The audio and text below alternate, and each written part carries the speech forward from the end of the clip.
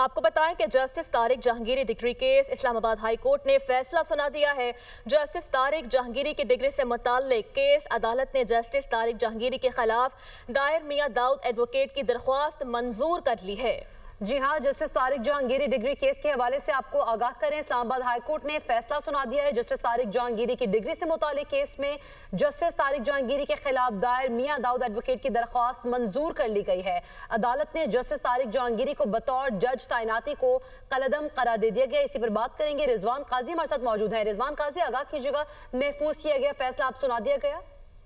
जी, Islamabad high court ने justice Tariq Mahmood Jahangiri की degree के केस से मुतल्लिक मियां दाऊद की दरख्वास्त मंजूर कर दिया है और अदालत ने जस्टिस तारिक महमूद जहांगीरी को तो जज तैनाती के फैसले को कालादम करार दे दिया है। चीफ जस्टिस सरफराज डोगर और जस्टिस मोहम्मद आजम खान पर मुश्तमिल डिवीजन बेंच ने फैसला सुनाया है। अदालत ने वकला के दलाइल मुकम्मल होने पर आज ही फैसला महफूज किया था और अदालत ने जस्टिस तारिक महमूद जहांगीरी की जानिब से दायर 3 दरख्वास्तें मुतफरक दरख्वास्तें जो सिंघों की मुस्तरद कर दी हैं। जस्टिस तारिक महमूद जहांगीरी की जानिब से फुल कोर्ट तश्कील देने और सिंध हाई कोर्ट के फैसले तक केस मुलतवी करने और बेंच पर एतराज की दरख्वास्तें 3 दरख्वास्तें जो है वो दायर की थी, जो अदालत ने मुस्तरद कर दी हैं। अदालत ने वजारत कानून को तारिक जहांगीरी की बतौर जज तैनाती के नोटिफिकेशन को तैनाती को डी नोटिफाई करने का हुक्म भी दे दिया है। जी, ये बताइएगा रिजवान काजी कि इसकी आईनी अब जो चीजें हैं वो किस तरह से आगे लेकर चलेंगे ये? जी, अब जो है अदालत का जो तहरीरी आर्डर है वो वजारत कानून में जाएगा और वजारत कानून की जानिब से डी नोटिफाई करने का अहकाम जो है वो जारी किए जाएंगे। जी, अच्छा, ये भी बताइएगा कि क्या क्या ऑप्शंस मौजूद हैं अब जस्टिस तारिक जहांगीरी के बाद? इस फैसले के खिलाफ जस्टिस तारिक जहांगीरी जो है वो जो वाकई आईनी अदालत है उसमें रिज्यू कर सकते हैं। इससे पहले जो है जस्टिस तारिक जहांगीरी की तरफ से हाई कोर्ट की कार्रवाई रोकने के लिए पहले ही वाकई आईनी अदालत से रिज्यू किया गया था और वो जो दरख्वास्त अभी तक उनकी समाअत के लिए मुकर्रर नहीं हो रही। आज इस्लामाबाद हाई कोर्ट की जानिब से ये आर्डर जारी किया गया है और तवक्को है कि जस्टिस तारिक जहांगीरी जो है वो अब वाकई आईनी अदालत में इस फैसले के खिलाफ अपील दायर करेंगे। जी, रिजवान काजी, इस हवाले से बताइएगा कि कानूनी हैसियत क्या होगी इन फैसलों की अब? जी, कानूनी हैसियत एक अदालती फैसला है और इस पर अमल दरामद तो होना है। जब तक अपील और आला अदालत जो है इसको मुअत्तल नहीं करती उस वक्त तक ये फैसला करामत रहेगा और इस पर अमल दरामद किया जा सकता है। जी, लेकिन अगर अपील होती है तो क्या इसके ऊपर स्टे भी हो सकता है? इस पे ये जो वफाकी आईनी अदालत में जो अपील होगी उसमें अदालत ने ये देखना है कि अगर इनके ग्राउंड मजबूत हैं तो इस पर हुक्म इम्तना भी जारी हो सकता है और अगर ग्राउंड मजबूत नहीं है तो इस पे हुक्म इम्तना के बगैर वो दरख्वास्त जो है वो खारिज भी हो सकती है। जी, अच्छा, ये भी बताइएगा इनके पास कितना वक्त इनके पास होगा दरकार, कितना वक्त, टाइम लिमिट कितना है जिसमें ये रुजू कर सकते हैं प्लेटफॉर्म से?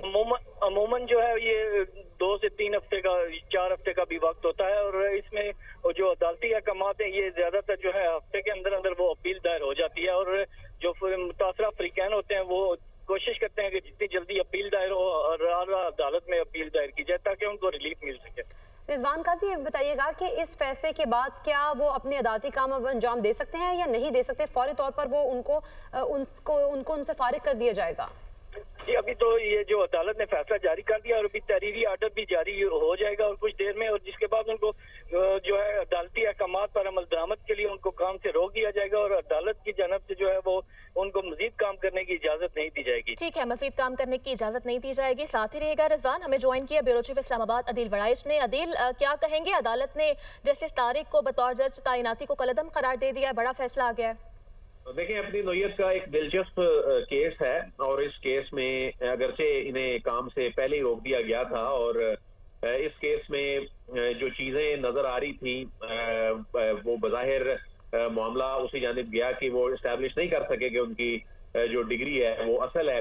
अब उन्हें नाअहल तो करार दे दिया गया है और उन्हें अब काम से रोकने का हतमी जो हुक्म है वो भी तहरीरी फैसले में आ जाएगा। लेकिन इसमें जो जज को हटाने का एक तरीकाकार है उसमें मामला सुप्रीम जुडिशल काउंसिल ही इस मामले पे फैसला करती है और ये मामला वहां पर ऑलरेडी पेंडिंग भी है और अब बहरहाल उनकी डिग्री चूंकि करार दे दी गई कि ये जाली डिग्री है उनकी और वो जज बनने के वक्त जो उनकी डिग्री जाली थी और ये इस ओहदे के लिए अहल नहीं है, तो अब जाहिर है इनको जो इनके ओहदे से हटाने का जो एक तरीकाकार है वो ओहदे से हटाने के तरीकाकार के लिए जो इसमें 2099 का आर्टिकल उसमें बड़ा वाज़ेह एक तरीकाकार है।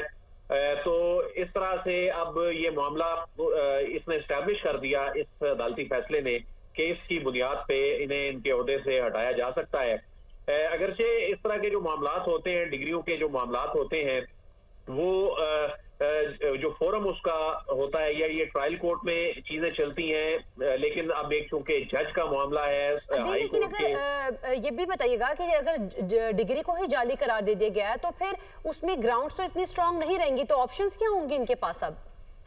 देखिए, इसमें इनके पास इस केस को, इस फैसले को चैलेंज करने का इख्तियार तो है और इनके पास वो फोरम भी मौजूद है जिस फोरम पर यानी सुप्रीम जुडिशल काउंसिल, वहां पर जाकर ये अपना मुकदमा लड़ सकते हैं। लेकिन एक अदालत जब, एक कोर्ट ऑफ लॉ जब इस डिग्री को जाली करार देती है, तमाम चीजें रिकॉर्ड हुई हैं, एविडेंस रिकॉर्ड हुए हैं, रजिस्ट्रार की जो रिपोर्ट थी आज बहुत ही अहमियत की हामिल थी जिसकी बुनियाद पे ये फैसला आया है, तो उसमें उनके लिए मुश्किल दिखाई दे रहा है कि आगे ये सुप्रीम जुडिशल काउंसिल के फोरम पे जाकर। लेकिन अदील, अगर उनकी डिग्री को ही जाली करार दे दिया गया है तो उनके पास तो ज्यादा ऑप्शंस बज़ाहिर लगता है कि नहीं होंगे अब।